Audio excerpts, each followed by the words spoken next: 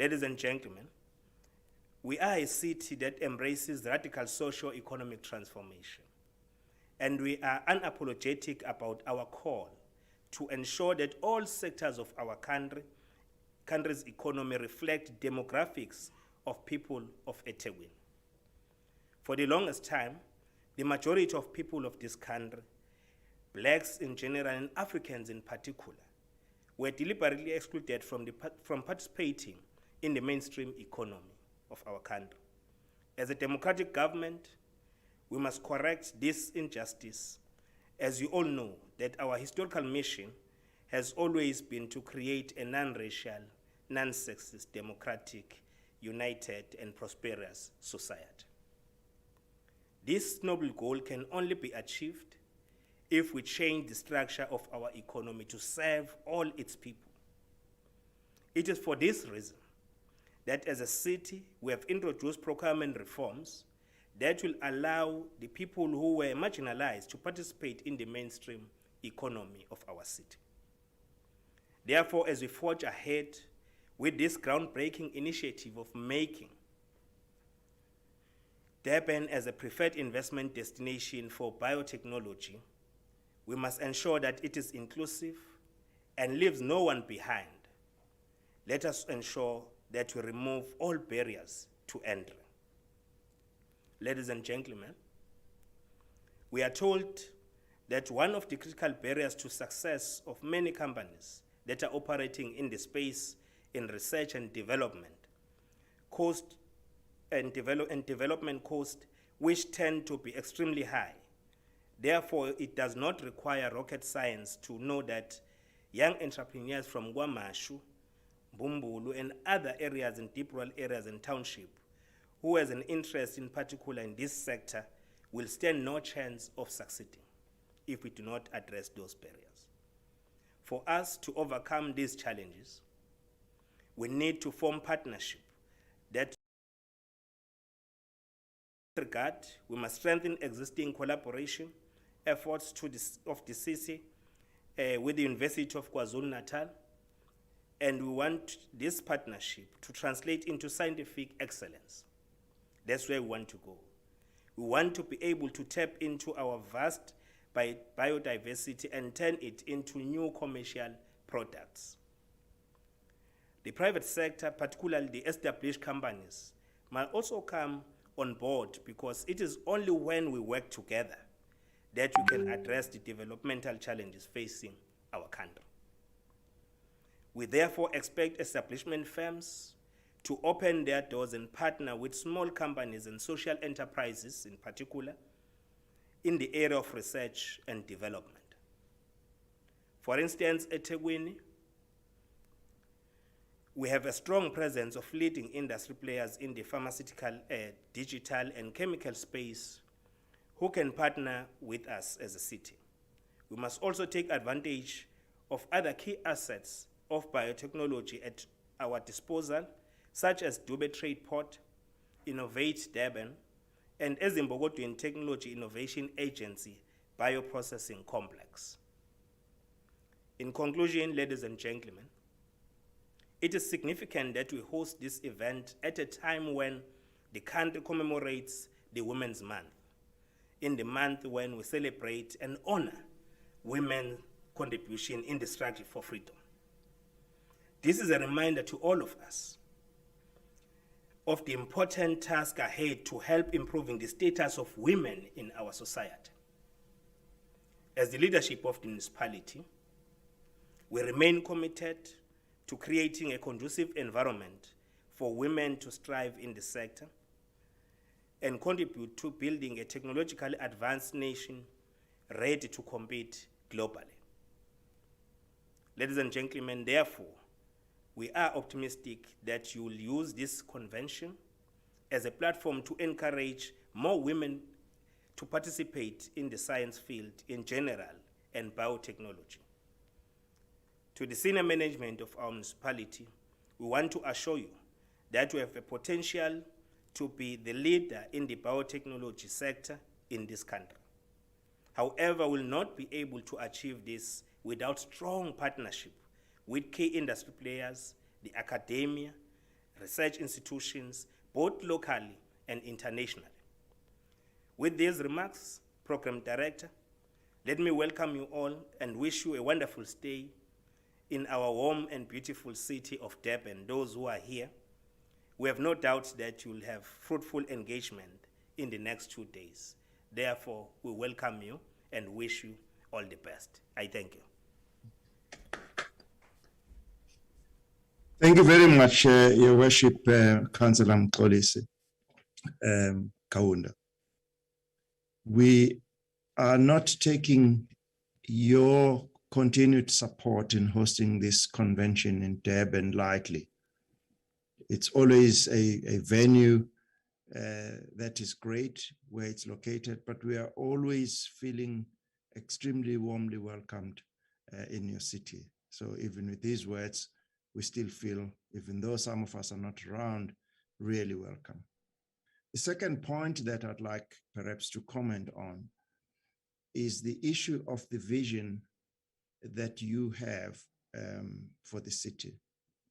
I'm almost certain that we as a department and the Ministry of Higher Education, Science and Innovation will be knocking on your door and the rest of your team to look at how we can make that vision a reality, whether it's from the research side or whether it's from bringing more women into research or whether young entrepreneurs. As you know, we do have programs that can assist in making sure that that vision that you have is achieved. So we are extremely grateful again for your presence and for your kind words of welcome and the vision that you have for the city. And as I say, it's a pity we no longer have these events face-to-face, because usually in the evening we have a dinner that is hosted by the mayor. And I have seen many, many deals that are being signed off in those dinners. So I hope Dr. Msomi will work hard in making sure we are all vaccinated so that next year we can have this event face-to-face. It really is a great buzz. So, but again, thank you very much, Mayor.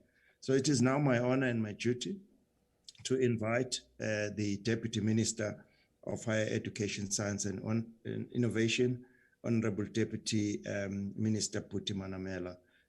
May I invite you, Deputy Minister, to give us your address. Thank you. Thank you very much, Program Director and our Director General, Dr. Phil Mjwaha, Director General of the Department of Science and Innovation, and also Acting Director General in our Department of Higher Education. Honorable Minister of Health, Mr. Joe Pahla, Sir Richard Roberts, the Nobel Prize laureate in medicine, 1993, Councillor and His Worship Mxolisi Kaunda, Executive Mayor of the City of eThekwini, Vice Chancellors and Deputy Vice Chancellors of universities, Dr. Nhlanhla Msomi, the President of AfricaBio, ladies and gentlemen who are the most important part of this conference. It is my pleasure to welcome you to the fourth installment of BioAfrica Convention, the 2021 BioAfrica Digital Convention. It is indeed an honor for me to address this virtual convention on the pertinent theme of advancing Africa's biomanufacturing value chains through innovation. The theme for this year's convention is modeled on the global and continental push for local manufacturing of critical health products such as diagnostics, vaccines, and therapeutics. These priority areas are part of biopharmaceutical value chains, a sub-value chain of biomanufacturing. The development of manufacturing capabilities for biopharmaceuticals and active pharmaceutical intermediate holds great potential for South Africa and the rest of the continent. As you may be aware, many countries are besieged by a wide range of pressing social, economic, and environmental challenges that require, among other interventions, science, technology, and innovation-led responses. While the critical role of innovation is in encouraging economic competitiveness is well understood, its transformative role in responding to societal and environmental challenges is increasingly receiving global attention. In this instance, the role of innovation in addressing socio-economic challenges such as poverty, inequality, and the creation of sustainable and inclusive economic growth are the main drivers of the national agenda of most developing countries. Moreover, the critical role that science, technology, and innovation can play in addressing health challenges has become more pronounced and central to many nations' responses to the ongoing COVID-19 pandemic. In the wake of the COVID-19 pandemic, the development of biomanufacturing capabilities has become a strategic imperative of many countries that are driving a bioeconomy approach. For instance, out of about 60 countries around the world pursuing bioeconomy-related policies, there are currently 2 dedicated bioeconomy strategies that exist in the continent, namely the South African Bioeconomy Strategy that we launched in 2013 and the recently launched East Africa Regional Bioeconomy Strategy.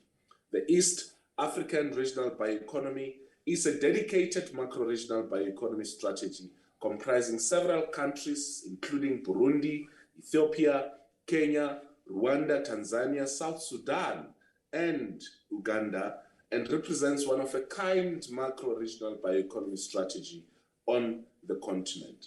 In order for the African continent to develop sustainable biomanufacturing value chains, other African countries would need to develop their respective bioeconomy policy instruments. Several international studies have reinforced the socio-economic potential of biomanufacturing and recommended its prioritization as a game-changing technology. From the South African perspective, biomanufacturing is an important cross-cutting strategy, strategic focal intervention in support of the agricultural, health, and industrial sector of the bioeconomy. For example, in the industrial sector, biomanufacturing finds application in the production of chemicals, materials, and energy, whereas in the agricultural sector, biomanufacturing is a critical component of food, feed, and animal vaccine production. In the health sector, again, biomanufacturing is central in the production of biopharmaceuticals and vaccine. Critically, the area of diagnostics cuts across both health and agriculture and is often forgotten when we talk about biomanufacturing.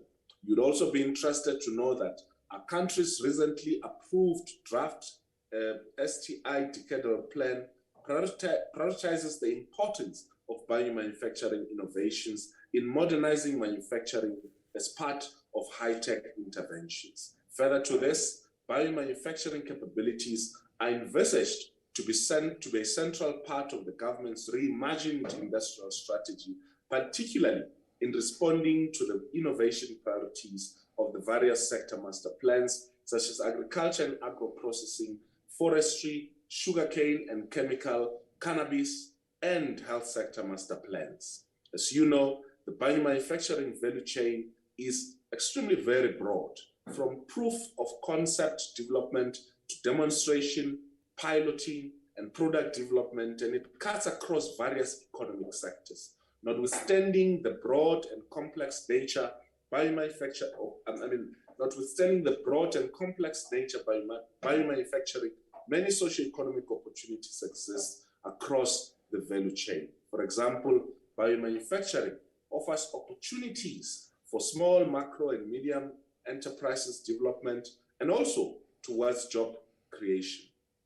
Biomanufacturing also plays an important part in the development of SMMEs. A typically small to medium biomanufacturing firm requires between 10 to 15 employees upon startup, and for every biomanufacturing job created, an estimated 3 supporting indirect jobs are created. Thus, the establishment of a viable biomanufacturing sector in South Africa has a potential to support job creation through acceleration of skilling and training of young researchers and entrepreneurs. In spite of these promising opportunities, Africa accounts for only 1.4% of the global biomanufacturing capacity, a strong indication that the continent is not harnessing the potential of biomanufacturing.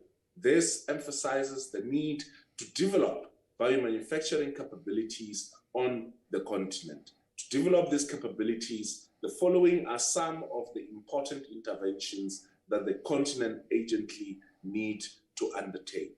Since biomanufacturing, firstly, is a research-intensive field with high dependence on research and development, its outcome can be transferred to industry or taken to market. Support for new and emerging bio-innovation technologies is important as it forms a core component for the development of the bioeconomy in general and the provision of a competitive advantage in biomanufacturing in particular. The cost associated with building the required infrastructure is generally very high. In order to de-risk the biomanufacturing value chain, it is important to establish accessible and affordable demonstration, upscaling and piloting infrastructure based on open innovation model, and finally, the development of a skilled workforce as a critical component of building the biomanufacturing value chain. The technical skills needed to drive a sustainable biomanufacturing sector are extremely scarce and broad, ranging from early to advanced postgraduate personnel, and include highly skilled individuals such as bioscientists, engineers, and also entrepreneurs. Moreover, there is a need to develop critical skilled personnel to support bio-entrepreneurship in order to drive business development and commercialization of bioinnovation. I will be remiss if I fail to underscore the importance of the manufacturing value chain in the development of biopharmaceuticals. I say this given the devastating impact of the COVID-19 pandemic that the world is facing. Currently, our country relies on the importation for almost all biopharmaceuticals and API needs. Through consistency and strategic investment in bio-innovation technologies and proper infrastructure, the continent stands an opportunity to localize the manufacturing of biopharmaceuticals. This will not only ensure security of supply, but also create jobs for skilled professionals. One of the challenges in bringing a new biotherapeutic is that the timelines are generally very long and the costs are very, very high. These are further compounded by demanding and stringent regulatory requirements across the product development life cycle.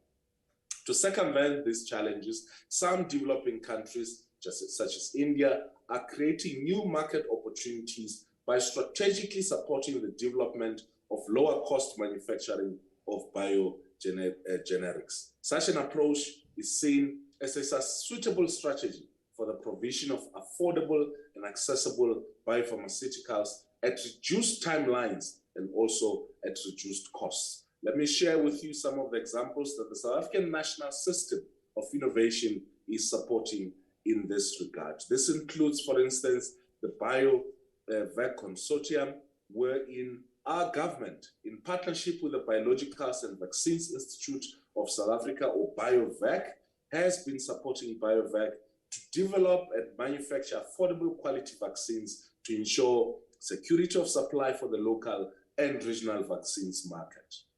In terms of localized biomanufacturing, where currently most of the reagents, including those for the detection of COVID-19, are imported.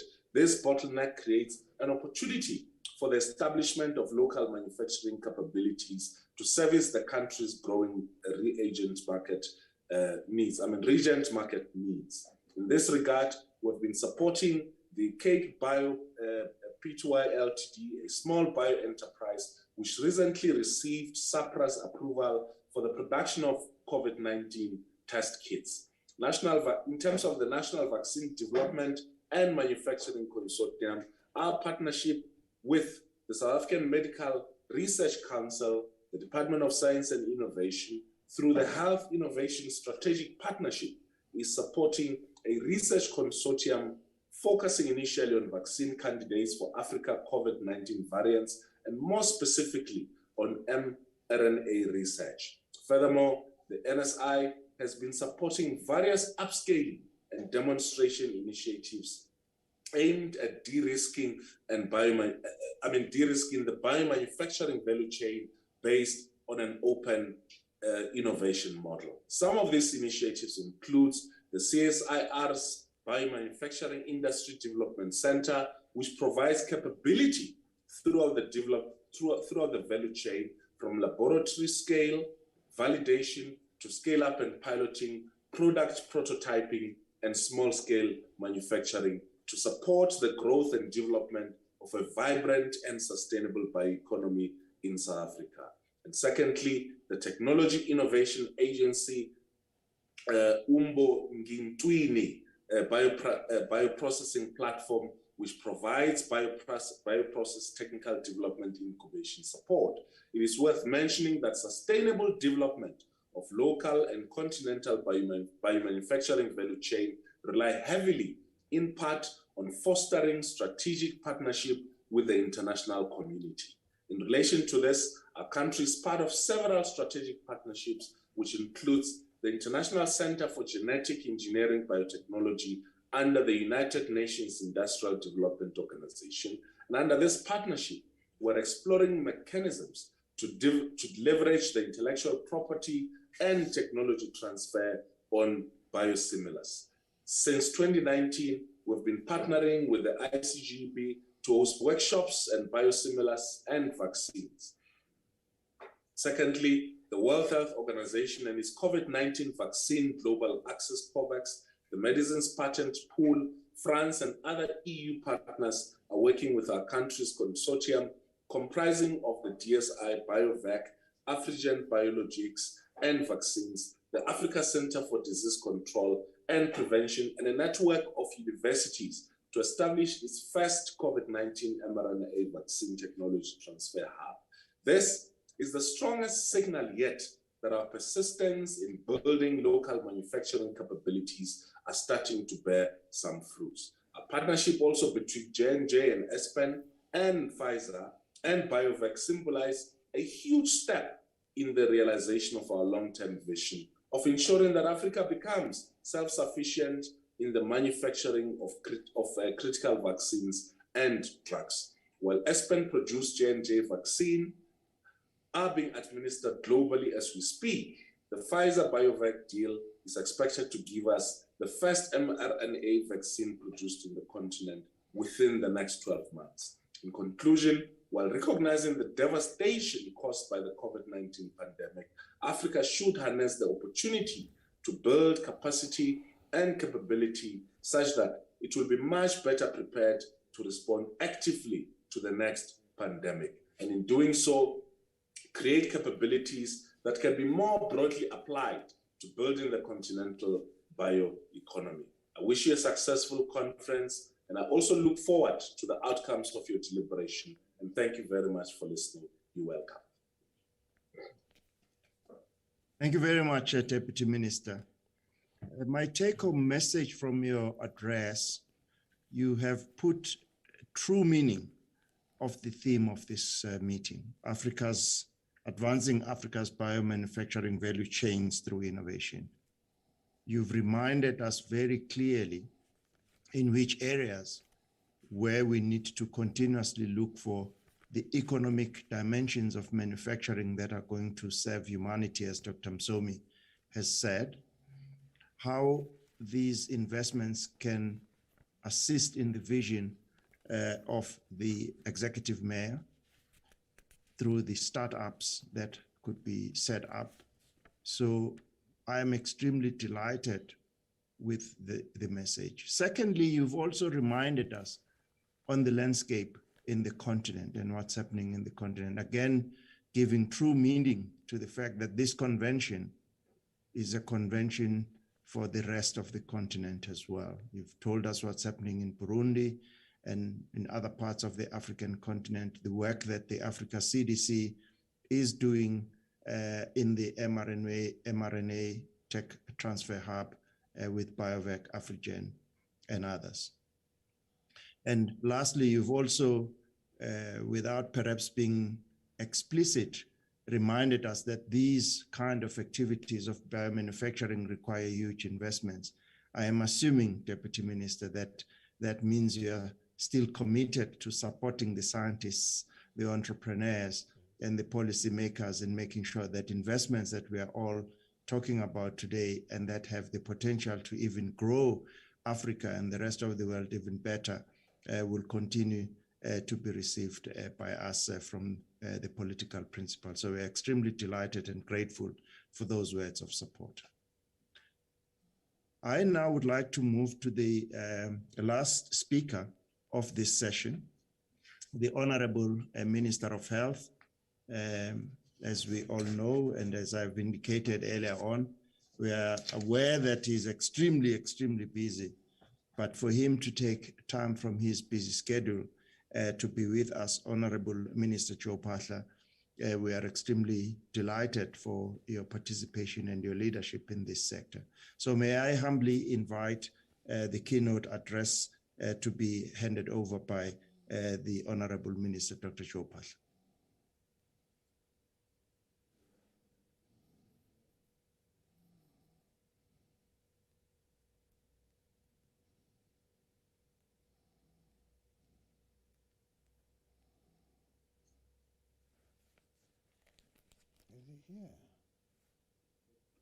I hope someone is assisting the minister.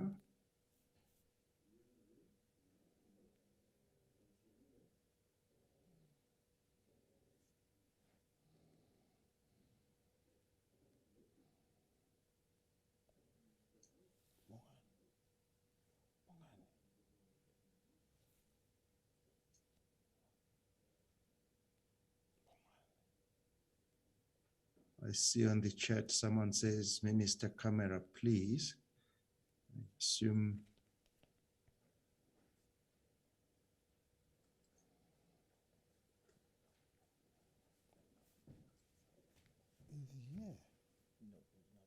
May I just double check with Dr. Msomi if we've been able to get connection with the Honorable Minister?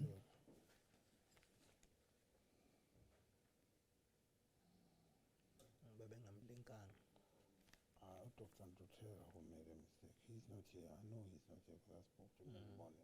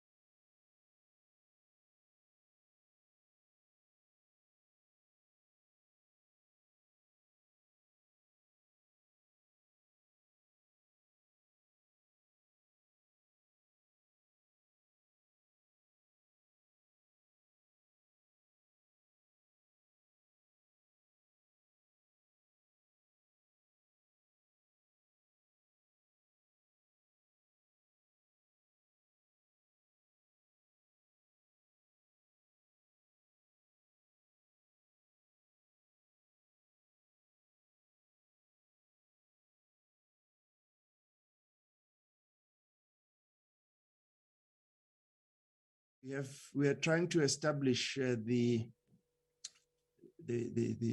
Honorable Minister. In the meantime, we would like to move the program forward with your permission.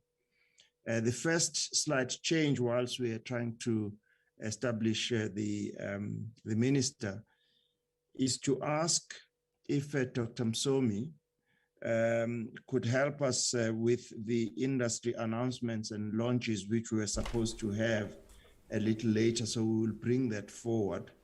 I hope he's been able to alert Dr. Semete-Makokotlela, who was going to help us to drive that program. I hope he can do that rather quickly.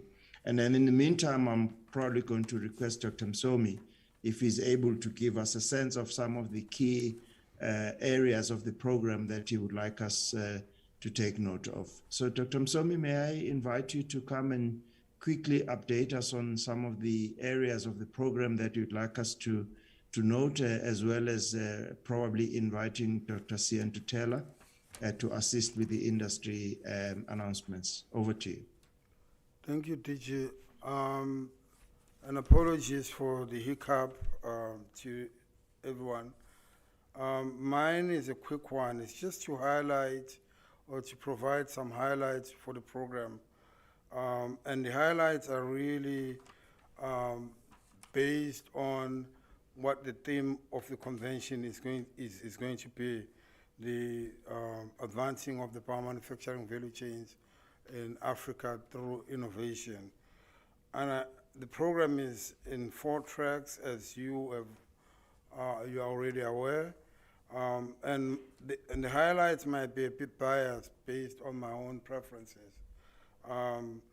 The first track is really the healthcare track, and we start off that track with the key individuals or the key movers in providing adequate supply of vaccines in Africa through manufacturing strategies. And that includes the senior professionals, the senior executives from BioVac and Aspen, Stavros and Morena, as well as 2 key individuals that I'm particularly grateful for their presence. Dr. Martin Friede, who leads the WHO's push for establishing global vaccine hubs in developing countries especially, so that in future pandemics we do not find ourselves wanting with regards to adequate supply. And one of our own, Dr. Tsepo Tsekwa from the CSIR, the minister did mention that in order to be able to do these vaccines, you've got to start upstream and you've got to develop a very strong capability in upstream science and discovery science. And Tsepo will be taking us through that. The next session will be on diagnostics. It's a who's who of diagnostics in this continent, including Mr. Daniel Ndima that has been mentioned twice already. He's an emerging superstar of science. I hope the young stars of today would take a leaf from him. But I also am very pleased to see some old faces who have been involved in diagnostics for the better part of the past 3 decades or so. Professor Wendy Stevens, if you recall last year's Bi-Africa Convention, Professor Salim Abdul Karim mentioned that one of the biggest interventions that started to push back the AIDS epidemic was the ability to test. And the lab of Dr. Wendy Stevens at VETS has been one of the key movers in this push. And we have Ashley A's, another young entrepreneur who has stayed the course in developing diagnostics in this country, more from the side of entrepreneurship. It's a lesson for our entrepreneurs across the country in regards to how we could integrate innovation with entrepreneurial development. And perhaps one of the highlights of the day, I alluded to it, is the presence today. We are grateful of the presence of Dr. Dennis Leota and his lab, the staff from his lab.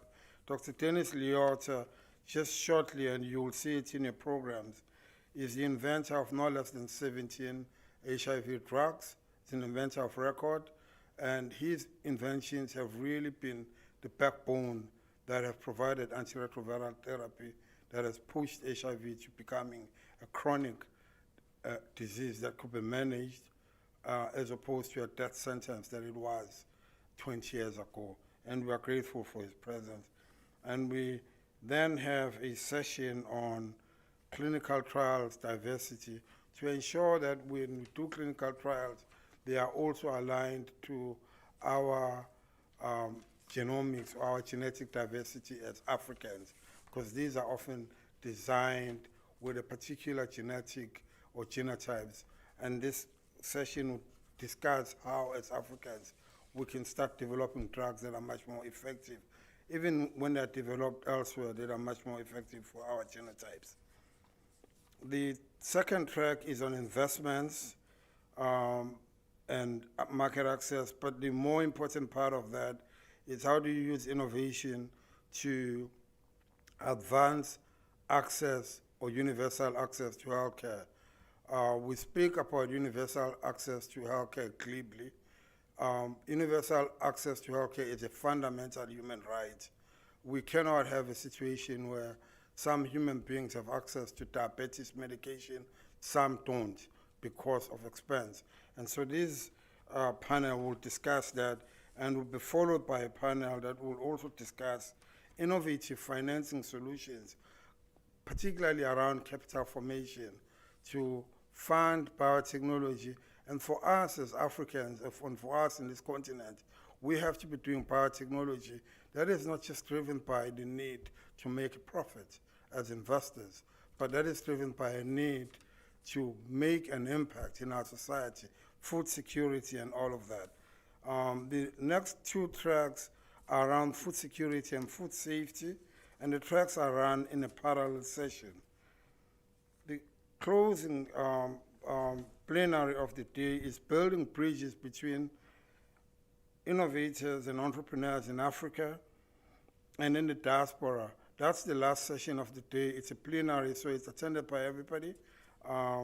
And we made mention earlier on of the fact that we have a very young population, but the best way that that population can make an impact is if they partner globally with others, their siblings, who are either operating in the global north, where there's a lot of resources, and they can create some interesting or innovative mechanisms for arbitrage, where the resources for doing upstream science and innovation are adequate.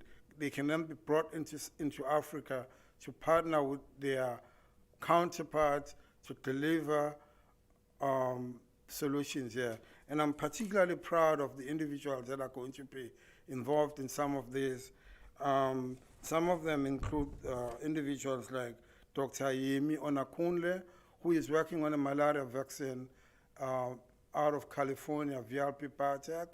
And this vaccine, malaria vaccine, I mentioned earlier on, would or could start to make progress in rolling back the devastation caused by malaria in the continent. The highlights of the day post this session is obviously our lunchtime session or our lunchtime plenary. So we have a plenary at lunchtime. We have this every year. It's the Women in Leadership plenary. It is our signal to say that we take our commitment to highlight and showcase the leadership of women. We don't do this because it's a cheap political soundbite. We do it because we recognize that in order for us to make progress in biotechnology, in innovation, in science, and in all aspects of human enterprise, we have to include everybody, and that also includes the other 50% that is always excluded from these important matters. And so having women of the caliber of Advocate Mlumbi Peter, Dr. McMary Head, Ms. Nhlanhla and Ms. Bongiwe Mlangeni, in a facilitated discussion by Dr. Lwazi Manzi, is an important one because it's going to be speaking about Africa-centric conversation on TRIPS waivers. The TRIPS waivers of patents on COVID vaccine is a very topical issue right now. We as BioAfrica have not taken a particular stand one way or the other, and we hope that this platform demonstrates again that there are so many voices that talk to single issues, and the only way you can start to craft solutions is if you provide a platform for those voices. And the last one is the appropriate human capital development for innovation in Africa, innovation to drive manufacturing and industrialization. And that one is helmed by the vice chancellors and the deputy vice chancellors of some of our premier universities in this continent. And the simple question that they are asking or they are discussing is, are we producing the type of graduates that can address the solutions needed for this world today, needed in innovation, as opposed to doing the same old, maybe Oxbridge or maybe some scripts taken from elsewhere. And so that conversation is a critically important one, because as I said and mentioned over and over again, that the glue or the engine or the fuel that drives the development of innovation and therefore the delivery of medicines as well as food security for the continent is going to come from the intellectual capital, the human mind, these young folks that are growing up today, and the universities and the higher education institutions having a particularly important task to ensure that the training and the development that happens there is appropriate. Underline the word appropriate, as opposed to just training for the sake of doing it. Thank you, and I'd like to hand over to Dr. Nhlanhla to take over the next part of the program, which is the announcements, the media announcements. Thank you, Dr. Nhlanhla.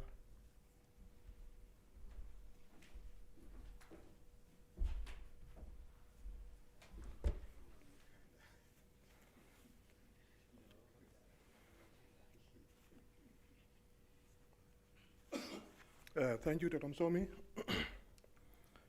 Firstly, let me greet the Honorable Minister, Deputy Minister Boitumelo. Let me greet Your Worship, the Mayor of eThekwini, Councillor Mxolisi Kaunda. Let me greet Dr. Msomi, our President at AfricaBio, and the DG. Thank you very much for driving this program for us.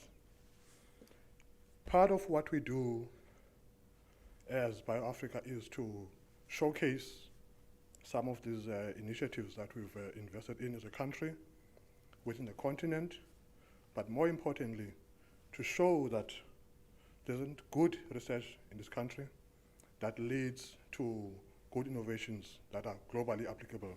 So this session, brief as it is, it's got 3 announcements that we're going to showcase today. It's in addition to the many showcases during the course of the convention that we'll be talking about, but this one is specifically because we've invited the media, and the institutions that are going to announce have got specific announcements that they want to share with the media. So in this order, we have BioCity that are going to tell us about what BioCity Labs is all about, and they will play videos about their initiative, and then they'll also tell us what exactly it is that they want to announce. The second one, the City of eThekwini, driven by Your Worship, the initiatives in the city on what is happening in the space of biotechnology and making sure that innovations go to the public. And then lastly, we'll call TIA to also launch their initiative. I will not say much, but I will call in the IT guys to then play the video for BioCity, and then we'll call the CEO of BioCity Labs, Dr. Deepak Maharaj, to tell us more about what they are doing. Over to you, IT, and then Dr. Maharaj.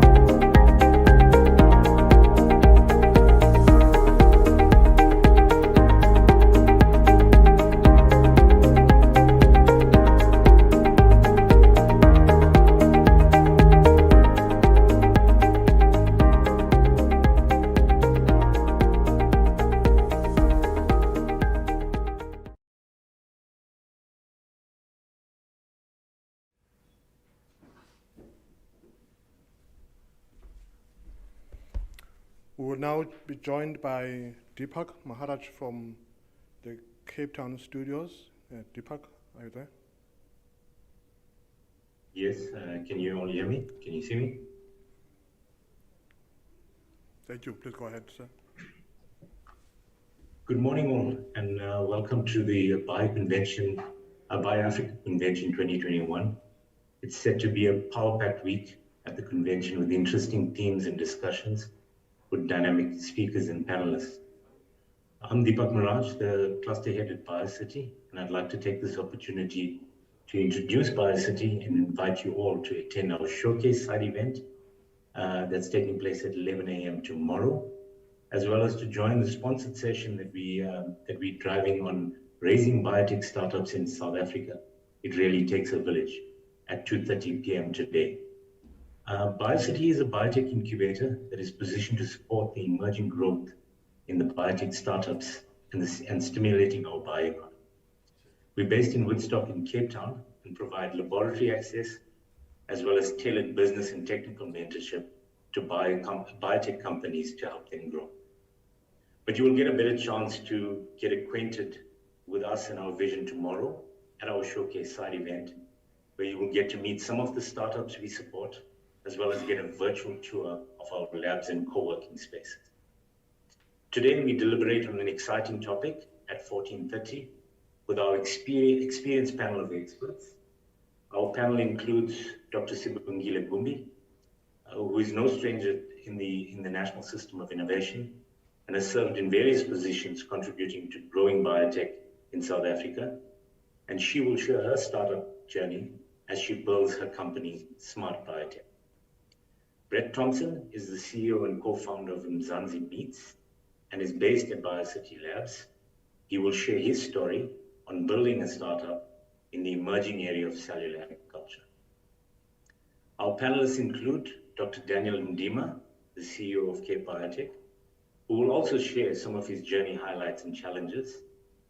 We will then together deliberate over potential mechanisms South Africa can put in place to mitigate some of these challenges with our esteemed panelists, Dr. Sia Bulani, Deputy Director of the Department of Science and Innovation, as well as Dr. Santosh Ramcharan, the Research Group Leader at the CSR Bioprocess Development Group.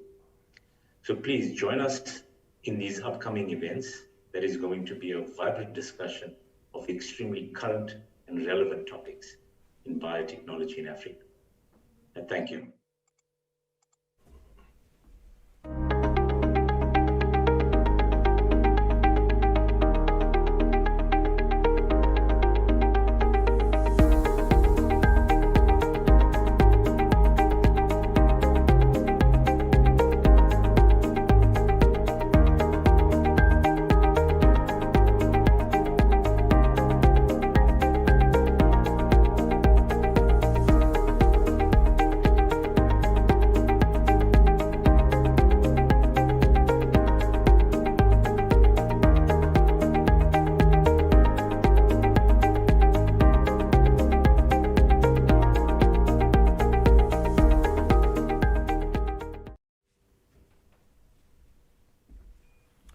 Thank you, BioCity. Now I'll call Ms. Phumla Jali from Invest Durban, who's going to tell us about their initiatives within the city. Over to you, Ms. Jali. Good morning, everybody, and thank you so much, Dr. Ndutela, for the opportunity. As Invest Durban units from eThekwini Municipality, we are proud to have partnered with Bio-Africa Convention and AfricaBio NPC over the years, especially as the Bio-Africa Convention takes place. We'd like to share with you a bit about our units, Invest Durban units, and then also to share with you a good hood story on Belhaven. This just goes to show how science is made real in tackling city challenges. We are proud of this opportunity with Bio-Africa Convention, where we launched 2 years ago the CRISP partnership. So in terms of highlighting programs where the city is playing a role, Professor Tulio de Oliveira will be speaking tomorrow. And then also Professor Michelle Marks from the Belhaven Harm Reduction Center will also be speaking. Today at 11 o'clock, we'll also be sharing with you our potato demonstration trials that we did with AfricaBio, and we would like everyone to come and join in that session at 11 o'clock. Thank you so much, everyone. In order to attract foreign direct investments in the face of increased global competition, cities need to develop a strong business brand, grow their market presence, and ensure a targeted approach to investment promotion and facilitation. In August 2017, with support from National Treasury and World Bank Group advisors, the eThekwini Council approved the new Durban Investment Promotion Strategy, a definitive step-change approach towards promoting and attracting new foreign direct investment. Invest Durban a new municipal unit has been established to drive implementation of the strategy.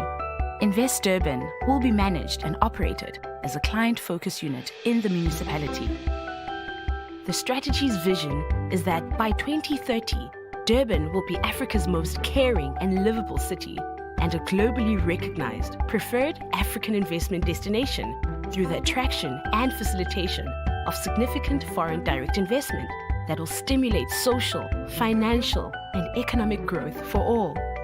Implementing the strategy in eThekwini will stimulate employment creation, advance economic transformation, strengthen value chains locally and globally, generate new revenue streams for all in the city, and introduce new technologies, plus enhance our skills development. In order to achieve this, Invest Durban will have a clear 4-part mandate as follows. Firstly, investment promotion. This includes identifying opportunities within target sectors and markets and actively promoting Durban through missions, events, and other channels. Target sectors are chosen to ensure focused and proactive investor targeting and outreach programs. These sectors are in line with sustainable development goals and underpinned by innovation, knowledge creation, and environmental sustainability. Facilitation and servicing. Invest Durban will assist interested investors with packages of detailed information, site visits, and handholding throughout the investor journey, from initial inquiry to successful establishment. Then comes investor aftercare. Once an investor has established in eThekwini, Invest Durban will undertake critical investor aftercare functions. Through constant engagement with investors and provision of further support to encourage reinvestment, expansions, and more local value addition. The 4th mandate is policy support and advocacy. Invest Durban will generate and gather market intelligence and constructively advocate for improvements in legislation, policy, and processes to accelerate investment. Through these actions, Invest Durban aims to attract up to 33 new FDI projects over the 5-year period, which equates to approximately 3.3 billion rands worth of investment and between 2,000 and 3,300 new jobs. To ensure success, Invest Durban requires the commitment and support of numerous critical stakeholders across all systems.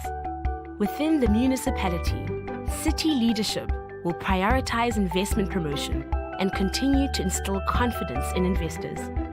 Team Durban, a new private sector investment advisory forum, will support the city leadership and Invest Durban.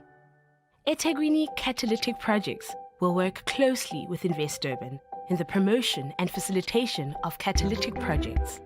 Working with Invest Durban, eThekwini's planning and environmental teams will continue to efficiently process all non-catalytic development applications. All relevant eThekwini units will need to help champion investment promotions in their respective units. External to the municipality, Invest Durban will continue to partner with TIKZN, Dube Tradeport, and other government units in local image building and investor servicing.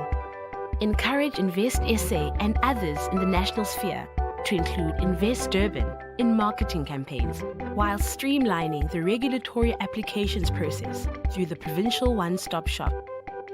With the private sector, we will strengthen relationships with business chambers, industry clusters, and associations to maximize synergies, all the while supporting local economic empowerment.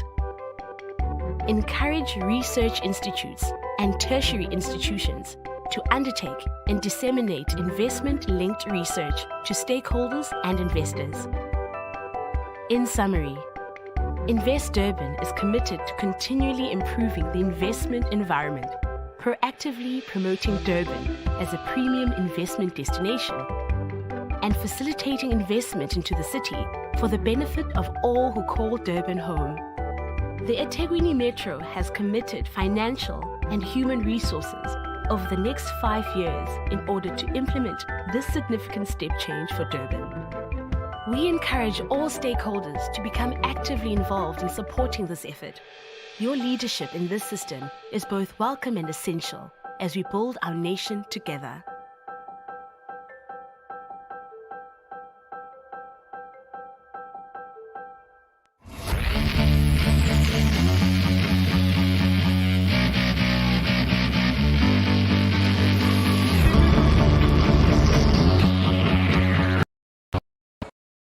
Drug addiction or drug use disorder is a major issue facing our cities and in fact all parts of society. It's an issue which is often seen as too complex or too taboo to deal with. But here in Durban, through an innovative partnership, the city government, academics, NGOs, business, the police got together to find a way forward. And it started here, inside the iconic Moses Mabhida Stadium, where during South Africa's toughest levels of lockdown, a homeless shelter was set up just inside. The goal? To help those with drug use disorder through what is called opioid substitution therapy. I meet Monique Marks, the project champion. Curious to find out more about the issue of drug use in eThekwini, she put herself in the back of a police van. This gonzo approach led her to discover methadone. Since 2017, Monique has been a central figure in promoting a harm reduction approach to drug use. She and Michael Wilson manage the Belhaven Harm Reduction Centre. Here, people with drug use disorders come and receive methadone, an opioid substitute which helps alleviate withdrawal symptoms associated with heroin use. They were called on by the city in response to the COVID-19 crisis to implement the opioid substitution program in 2 shelters, which was set up so that the homeless population could follow lockdown regulation. This project demonstrates a unique symbiotic partnership where the city enables non-state actors to make a positive change in their field of expertise in a way which has a wide-ranging impact on the city.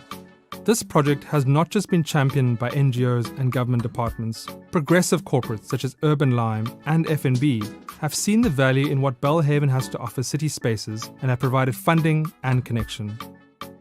The partners that are involved, obviously the city provides the building. We don't pay rent for the building, we don't pay rates, we don't pay electricity, we don't pay water. So that's a big saving. The city also provides static security 24 hours a day. Obviously the running of the program is not done by the city, that's done privately by an NGO called Advanced Access and Delivery, which Michael Wilson heads, by the Urban Future Centre at DUT, which I head, and with other NGOs. I'll just mention 2. The one is TB HIV Care, that run a needle syringe program from here and provide psychosocial support, and the South African Network of People Who Use Drugs.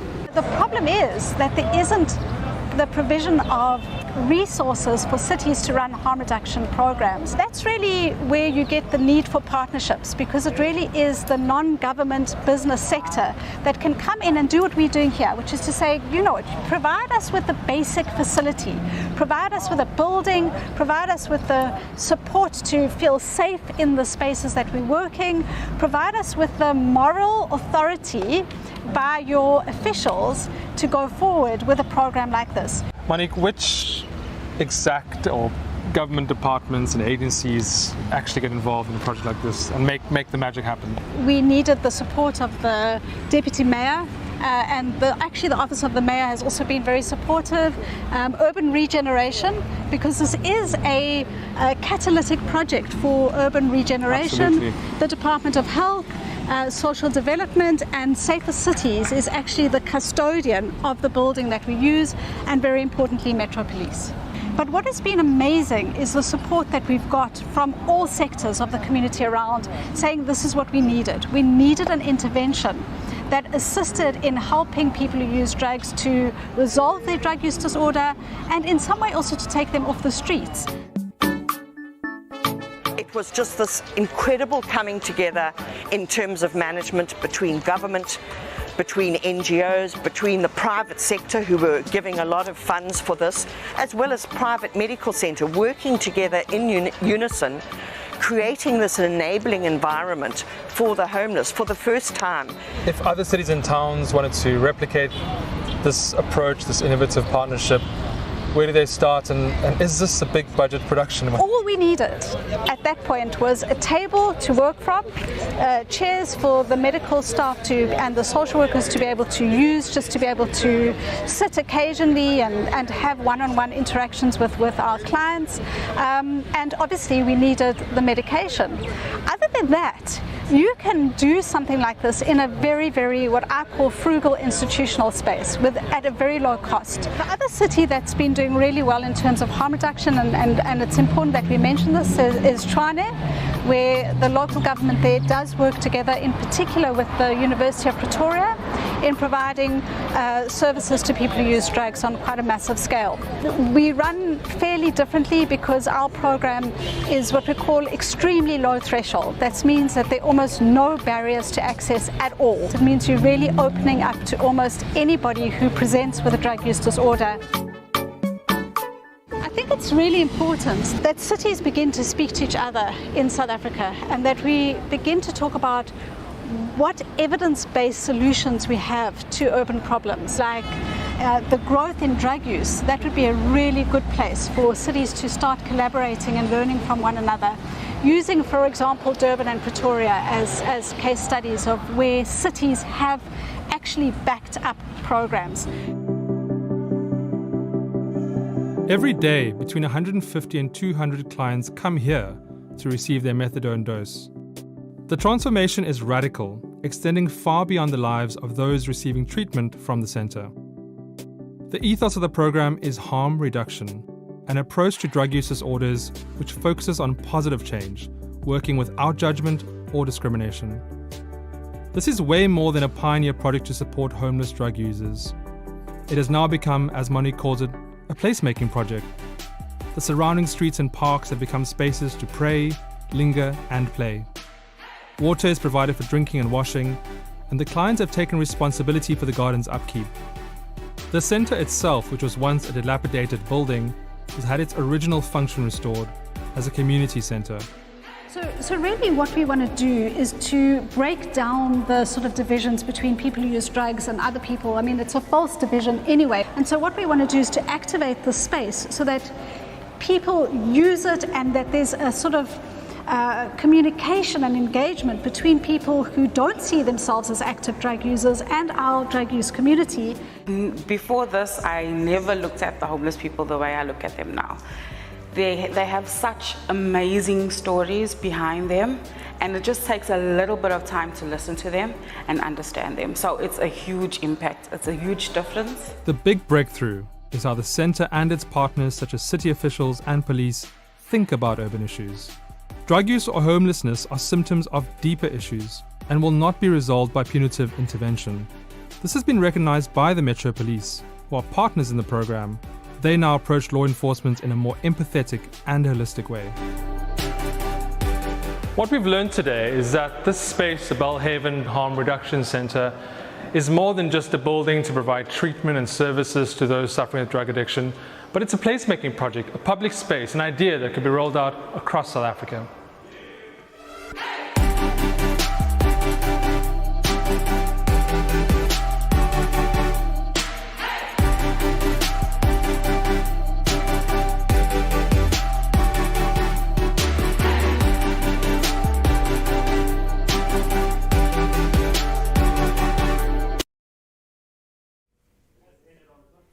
Thank you, the City of eThekwini, for that very exciting project that you're doing to curb the scourge of drug abuse. Now, our next announcement is going to be only videographic from Tia, who's also a partner to the convention. Over to you, Tia. And before Tia starts, we want to make sure that everybody knows that our session will resume at the normal time, which is 11 o'clock, but I'll tell you more after the TIA announcement, Technology Innovation Agency.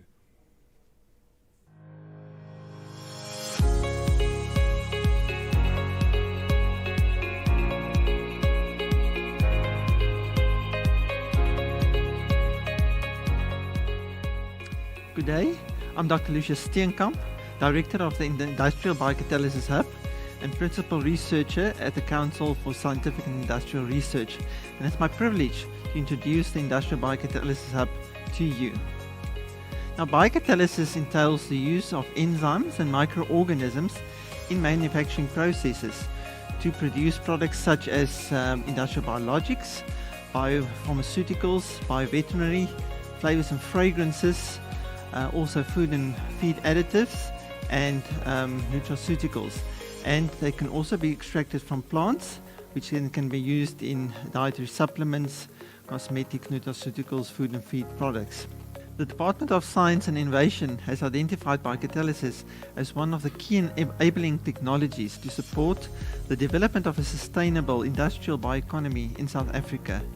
The establishment of the Industrial Biocatalysis Hub was then identified as a vehicle to expand the biocatalysis value chain. The DSI and Technology Innovation Agency then established a funding partnership, and the CSR was selected as the implementation partner for the hub following the selection process by both entities. The implementation model stands on two legs or two pillars.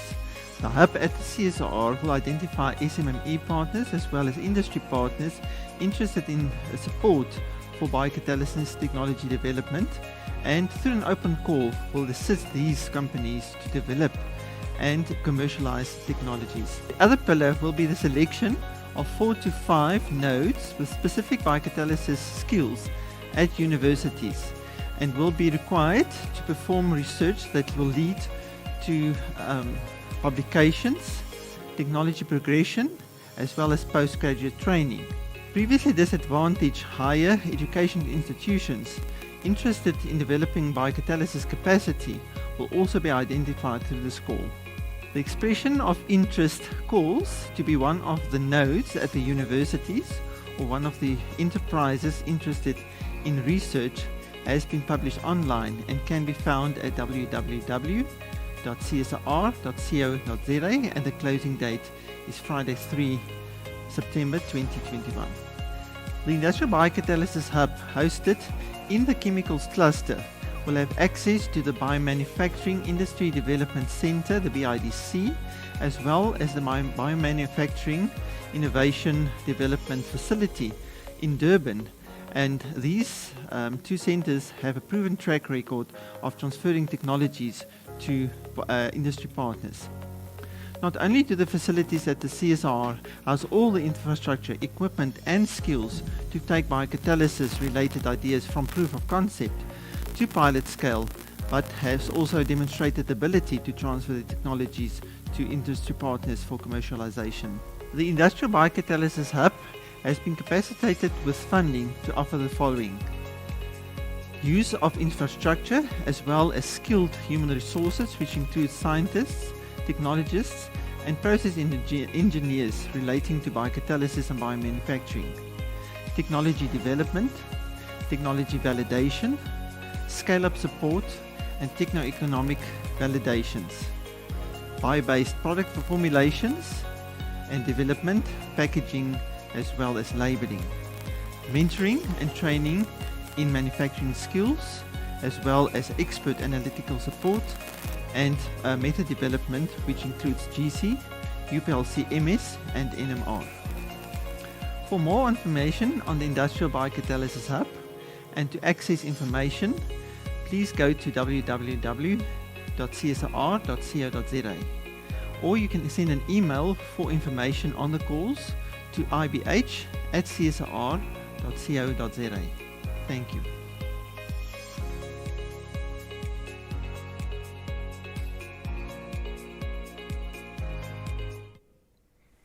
Thank you to Tia and Dr. Steenkamp at CSIR for that exciting work they're doing.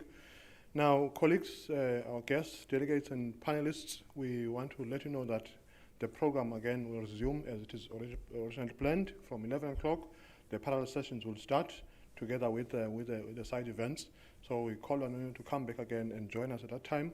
I must thank the DG of Science and Innovation, Dr. Phil Mjwaha in Pretoria, for driving the past session for us. So let us meet colleagues again at 11 o'clock. For now, network if you can. Thank you.